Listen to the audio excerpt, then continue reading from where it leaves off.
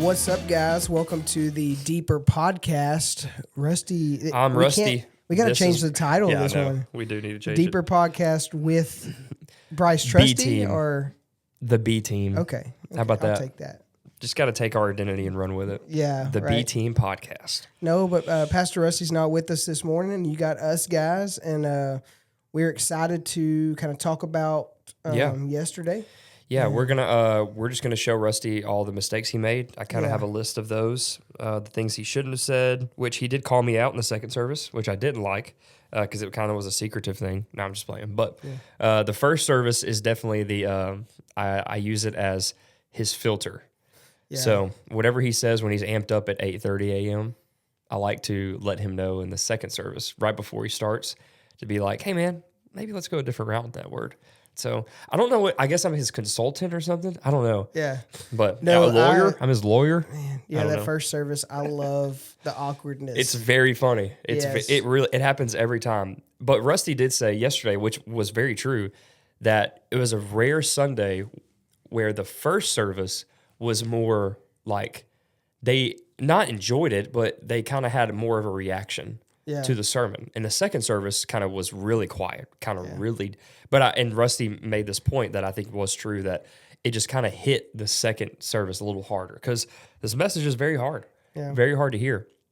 And so he joked about it in the second service, but yeah, usually it's the other way around. Usually the first service is kind of calm, doesn't really respond, and it's early in the morning, so it's kind of awkward. And kind of Rusty likes to say things, which is very funny. But yeah, this was the second service yesterday, which was very interesting. But you want to introduce our text? We were in... so we were in Matthew 16. Yep. We really got to look at a lot of the chapter, like kind of jumped around through the morning, but kind of solely focused on, was that 23? 24, yeah. 24 to 28. Yep. Very common passage. Yeah. But what Rusty's been kind of talking about with we're made for more, this is exactly what this text means. We are made for more than what we think. We're made for more than what the culture tries to push on us. We are made for more. And the idea is we are made simply to follow. Yeah. That is what we were, our breakup as a human being is made to follow somebody else. Yeah. And Rusty made a great point yesterday, which I think was very important for all of us to hear, is we have a tendency to want to be a leader in everything that we do. Most of us do. There are some people that kind of don't want to be in that role, but I feel like majority of the people like to be in charge. Yeah. Like mainly because you get control, you kind of get power, you get to tell people what to do. Like, it's kind of nice. I fall into that role, which is why I'm a youth pastor. Like, I like telling people what to do. For sure. And I don't like people telling me what to do. You know what I mean? I don't. But with the culture that pushes this idea, if you just read the gospel, which is what we did yesterday, you're going to find that Christ calls us over and over to do simply one thing, to follow him. Yeah. To follow him. Yeah, we see like the result of that, which we'll get into, but it makes us a better leader. 100%. Right? Yeah. I remember when I was younger, one thing I was told was, if you want to be a good leader, you have to be a good follower. 100%, yeah. Or some would say to be a good leader is to be a good servant. You know, and that's kind of the same idea, right? Yeah. Which is the picture I think of as Jesus washing the disciples' feet. You know, that picture of being the ultimate leader of the world and creation while also serving those that he loves, you know. Yeah, and he, I mean, along the lines of Jesus, he was always humbling the situation. We think we're so great, you know, and he would humble those around. But yeah. So Rusty talked about yesterday, kind of started it off with some roadblocks to discipleship. The text in verse 24 of Matthew 16 simply says this: "Then Jesus said to his disciples, 'If anyone wants to follow after me, let him deny himself, take up his cross, and follow me.'" So most people know that text. We know what that means. And Rusty kind of jumped in the idea of what are some roadblocks to this? Because this is what discipleship is. To follow Jesus is to be his disciple. To be a disciple is to take up your cross daily and to follow after Jesus. Some things that get in the way of that is, one, very simply, not knowing who he is. Yeah. I tell our students all the time, you cannot follow somebody that you do not know. And if you kind of can go a little bit deeper, you're not going to follow somebody that you're not wanting to know about. Yeah. That's a huge thing for me, is for our students. Once we get past the first roadblock of, okay, you have to know who Jesus is before you want to live for him, love him, do things for his kingdom. You have to know who he is. Yeah. But the second point is, you have to continue to want and have a desire to know more about him. Yeah. Because if that love for knowing Jesus dies, everything else is going to die. You're taking up your cross. You're living for him. It's all going to go away because it's built on a continual desire of wanting to know him. Very fancy word for sanctification, or a fancy way of saying sanctification. And so this sanctification we talk about all the time is the process of this. The process of you waking up and going, you know what I'm going to do? I'm going to step over the roadblock, and I wanted to know who Jesus is today. I want to know more about him. And so you got to know who Jesus is first. And then he kind of talked about the idea of another roadblock is having the wrong mindset in this, and that's kind of what I wanted to say with that is we can wake up with the wrong mindset. Today I'm going to do my own thing. Yeah. Today I'm going to think I'm made for more. So I'm going to do the thing that I think I'm made for. And when we fall away from that, again, you just fall away from knowing who Jesus is. And if you don't know who Jesus is, there's no way to follow him. Yeah. Yet we were created to follow him. Yeah, and I think it's sometimes more innocent than that, though. Yeah. It's like we wake up and we don't give Jesus time. And it's like inadvertently we're giving other things time, and those things have us do what we, 100%, yeah. They kind of lead us in the wrong way, So it's almost like to be proactive, we have to read God's word. And I would go as far as to say that needs to be one of the first things we do when we wake up. One of the first things we think about is our relationship with God, and in prayer and in his word. Yeah. So yeah. We need to be proactive. Yeah. And kind of Rusty and I have talked about a lot on the podcast is this idea of legalism where people just view Christianity as this list of rules that you have to follow. But if I'm not, like you said, I like that word proactive. If I'm not having that mindset of a proactive mindset of, no, I want to read my Bible this morning. I want to talk to him as I'm on my way to work this morning. If I don't want to do those things, I'm not going to know him. Yeah. Like doing those things allows me to know who my creator is, allows me to kind of peel back the curtain and go, this is who God is. This is his characteristic. This is how he loves me. This is what he wants from me today. That's what those things lead to. So I should want and have a desire to do those things. Yeah. I like that mindset. And it's like, I think this is one thing that Rusty kind of helped my mind shift in through God's word, was the fact that when we don't, it's not that it affects God, but it's like we don't get to have a conversation with our maker. That's good. Like we don't get to hear from him through his word. Yeah, it doesn't change anything on his end. And that is like, you tell someone sorry, but it doesn't really impact them. It's like, well, are you? Like, how does it, like, it's not my loss, it's your loss, And yeah, it doesn't do any, like, it doesn't change God at all. Yeah, and so when we're living life wondering why we're not feeling fulfilled and wondering why we're empty, it's because we're missing out on what our intended thing we were going to be able to do was. So, yeah, and he calls us to do that. Yeah, to do that every day, but it gets hard. Yes, because when you keep reading this text, the hard part is to deny himself and take up his cross. Yeah, that's where it gets tough. Yes. Because it's not just waking up and going, all right, Lord, I'm going to love you today. I'm going to read my word. I'm going to read your word. I'm going to talk to you. I'm going to have my prayer life good today. I'm going to do all those things. Yet we can try to do all those things. Yeah. But if we don't die to ourselves first, none of those things are happening. Right. Why? Because, quote unquote, one of Rusty's most famous quotes of all time, I'm going to put that on record. We love us some self. I wrote that down because I loved that quote that Rusty said yesterday. We love us some self. And that was kind of half of the message yesterday was this idea of if you want to go through a discipleship, you have to wake up daily, know who Jesus is more. And the only way to do that is to first die to yourself. Exact words from Christ. You want to follow me, die. Life, you want life every day, death. That's a weird thing to explain to somebody. You walk up to somebody on the street and go, you want life in Jesus? Die right now. Yeah. That's a hard thing to think about. And I love how Rusty kind of broke this down is to deny yourself. It's not about me. It's not about the things that I want. It's not about the things that I love. It's not about my desires. It is solely for him. And the thing I kind of want to talk about today was like in roles of leadership. I think there's a lot of people who watch this that are in roles of leadership at their jobs. Maybe they're school teachers, especially us. We're leaders of ministry groups where that we are challenged every day to be a good leader. And the thing that I struggle with the most as a leader, and for my students, it's not as much as the struggle for me with my students. It's the struggle with me for my adult leaders and my volunteers and my helpers that are kind of my peers, and all, because I'm 23, most of them are not my peers. They're actually just all older than me. But the struggle in my leadership role with them is I want to do it all. And what that comes down to is I am not denying myself. Yeah. I want it to be about me. I want to do it all. I want to get all the credit for it. I want to make sure everybody knows that I did it. And I don't want you to help me.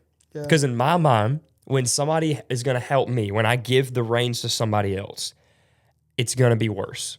That's in my mind. And 99% of the time, it's going to be way better because most of my time, the things that I think are good and how they're going great is not really true. And Rusty has shared this with me many, many times. And I believe it was Craig Groeschel who kind of had this idea of if somebody can do it, it's somewhere between 50 and 70, I think. But if somebody in your ministry can do a job that you have been doing 50% or 75%, let them do it. Yeah. Let them do it. That's a hard thing to think about. Yeah. Like if an adult leader at church camp this summer is like, hey, Bryce, can I take care of this? In the back of my mind, I'm going, well, I know they might mess it up. They might go this way. If they're willing to do it and they have a heart to do it, let them do it. Yeah. And in my mind, the reason that is such a struggle for me is exactly this, is exactly what Jesus is saying here, to deny myself. Because again, like Rusty said, I love myself. Yeah. And it's hard. The hardest part about it is, and that's what we talked about most of the day yesterday, was that's what this culture pushes. Like it's so hard. There's such a tension in our culture and church culture. And I love how Rusty kind of broke open the idea of this is almost in all of our church culture too. This tension of the leaders want to lead themselves, but want to follow Jesus, but can't follow Jesus because they're not They're not being good leaders. And so this idea, this culture, that's all we see when we turn on the news, when we watch something on our phone. Man, all we see is you are enough, you got this, live for yourself, love yourself, and that is literally the exact opposite of what Jesus is saying here. Well, and it would be counterintuitive to the fact that we're like in the sense of the church, like we're a church body, right? Yeah, like we are called to work together. So when you say, I'm going to be the hands, the feet, and you know what I mean? Then you're taking that away from someone. But then you're really not doing it all good. And you're because you're kind of bumbling 100%. Around. Like you're not moving all the limbs in the right way. And the energy's gone. But for sure. But we do see it. It's how like ideas like this help make the church body better. Yeah. They make us be better, but they help the church as a whole. Grow. Yeah. 100%, man. As far as, the church being all about self, I think the church is about self too. Yeah. In a sense that we don't realize that we are all in this together. Yep. We live in not only that we live in an individualistic culture, we live in an individualistic church culture. Yeah. It's kind of what Rusty talked about was, man, there's such a rise in churches that just feed you. Yeah. So of course you're going to go. Yeah. Of course you're going to drive an hour and a half to go there every Sunday. Because you get so built up because it's for you and it's about you. And verse 25, whoever wants to save his life will lose it. But whoever loses his life because of me will find it. Yeah. What if we started putting that on the front of our churches? Yeah. You know what I mean? It's like my prayer is I lose my life every single day. Like my prayer is that God takes my life from me because my life is not my own.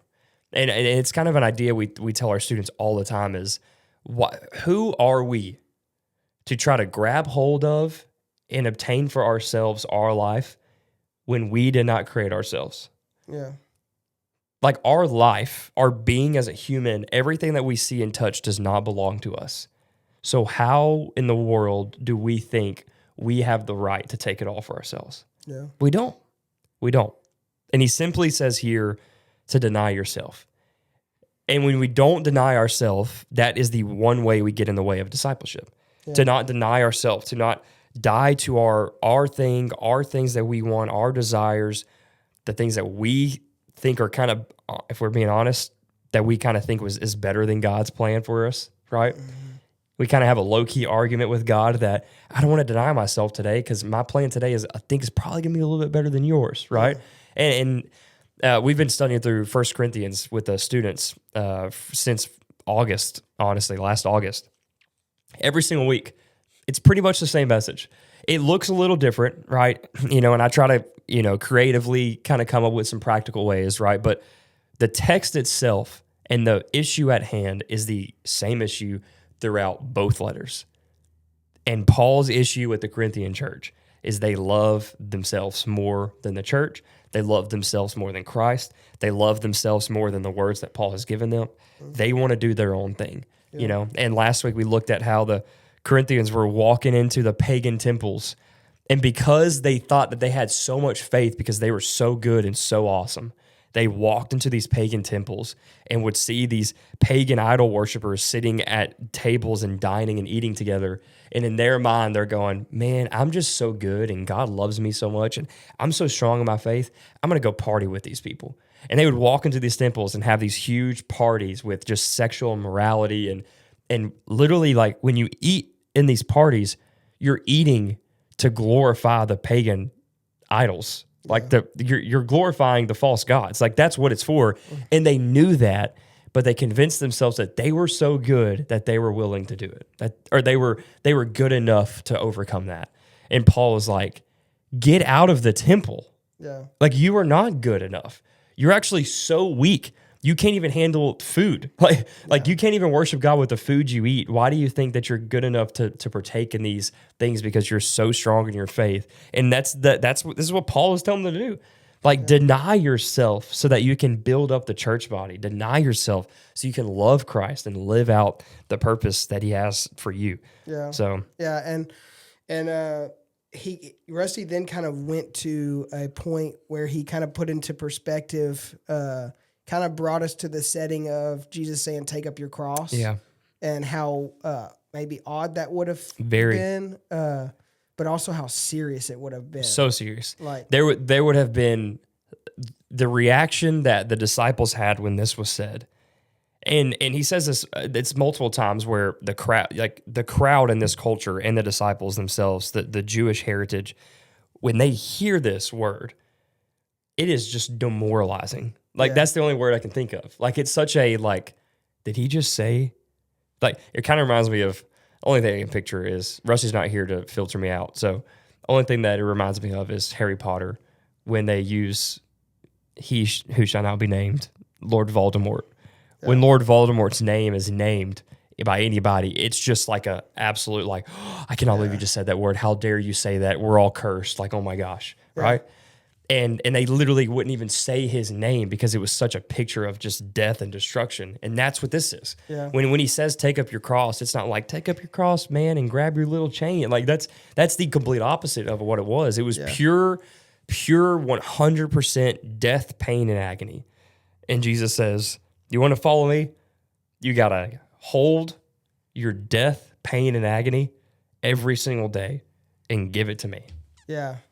Yeah, it is. It is something that is like, here's one level, deny yourself. Yeah, yeah. Here's the next level. No, just go ahead and... The first level's hard. Yeah, the first level's hard. Go ahead and actually just take up your cross. And, you know what I mean? Yeah. And we do lose that, in our day and age, we do lose that context. Yeah. When we just read it, it's like, oh, a cross is sweet and stuff. Yeah. But like Rusty was saying, And I appreciate him for this, like bringing us into that context of that would be a tough thing. 100%. Yeah. And So yeah. I kind of want us to look at the language that is used here, right? Because I don't know if you ever thought about this, but it's kind of a weird phrase. And the last time I preached this, we kind of talked about that, where it's a weird phrase to say, take up your cross. Yeah. You know what I mean? Mm-hmm. Because in our modern Americanized language, it should say, pick up your cross, right? Yeah. And that idea of picking it up, right? Just kind of pick it up. But my translation here says, take up his cross. Take it up. When I'm taking something, I'm grabbing it, right? Yeah. And I'm kind of running with it. Yeah. Like I'm taking it up for a purpose. Do you know what I'm saying? Yeah, it's like a quicker action. Yeah. Well, to me, it's a more immediate and impactful reaction and in action, right? And so when Jesus says to take up your cross, like you're taking it up for a purpose of getting it out. Yeah. You know, like you're taking it up for a purpose of getting it somewhere. Yeah, we're not cowardly. That's what I'm saying. Yeah, we're taking it up. And that's the picture that I have when I read this text is. And that's what Jesus, I think, is calling us to do every morning, is to wake up with the kind of offensive, like on the offense mindset of, man, I'm ready to die to myself today. Like my cross, I'm taking it up. I'm bringing it to him.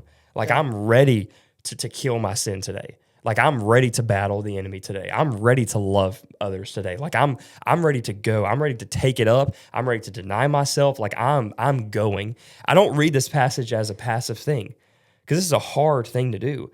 And so I think you can dumb this down. And I think churches dumb this down as if it's kind of this passive and kind of lowly thing to do. No, it is like an aggressive thing. Yeah. Like taking up your cross, denying yourself and going. Follow is to go, is to take steps forward. And it's not a cowardly like, oh man, I don't want to do this today. If that's your mindset, you're not following Jesus. Yeah. Like you're not going to follow him. But those who deny themselves, take up their cross and follow Jesus, there's only one person that does that. And it's the person that wakes up and goes, no, today is Jesus. Yeah. Today is not about me. Today's not about myself. It is for him. And it's kind of this aggressive way of going, I think. And that was Rusty's last point, was follow Jesus, and thank God for that step. 100%. Because what if it was just the die to yourself part? Because that is almost impossible for us without a motive. Yeah. Right? There's a purpose. Why would I do that? You know what I mean? Yeah. And so this follow Jesus, like when we're in the depths, when we have died to ourselves, the following Jesus part is what carries us on. It gives us purpose. It gives us meaning. It gives us direction, right? So that in turn too is how we deny ourselves. Yeah. And it's like a daily thing, right? So we deny ourselves and we follow Jesus, which then helps us to deny ourselves the next day and follow Jesus the next day. 100%, right? yeah. But you have to do the follow Jesus part. Yeah. Oh, 100%. So it's not just a legalistic, like, got to do it.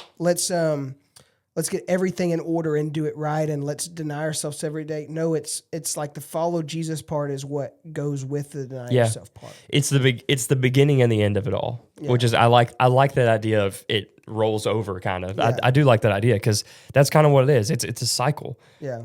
I'm not going to want to deny myself if I'm not trying to follow Jesus. Yeah.